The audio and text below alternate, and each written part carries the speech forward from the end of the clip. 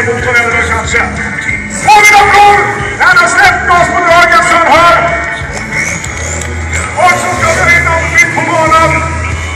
Där vi får tacka hela line-upen. Också för showen. Varma däck ser jag.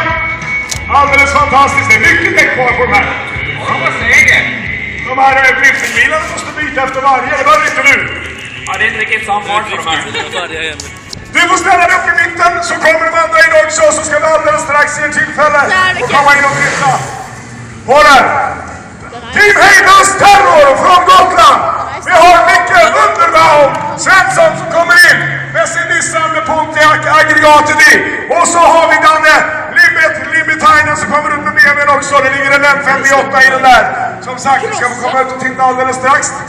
När han puttrar in på fälgarna. Och så ska vi få sällskap in av försvarets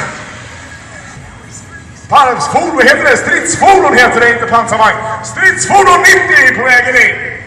Också som ska vara med i avslutningen. Det kommer Munden.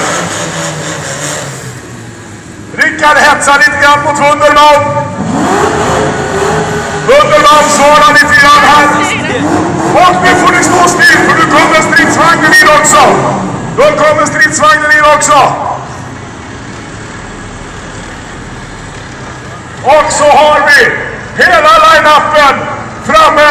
Och vi tackar alla våra galna förare med en jätteapplåd för showen här. Vi har stridsvagn 90 med besättningen. Vi har Limitainen. Vi har Micke Wunderbaum Svensson. Och vi har Rickard Nilsson från Team Heidrus Terror. Då öppnar vi grindarna. Ni är välkomna in och få valda kroppsdelar signerade. Eller om ni vill titta på maskinerna. Vad ni vill ha den kört till.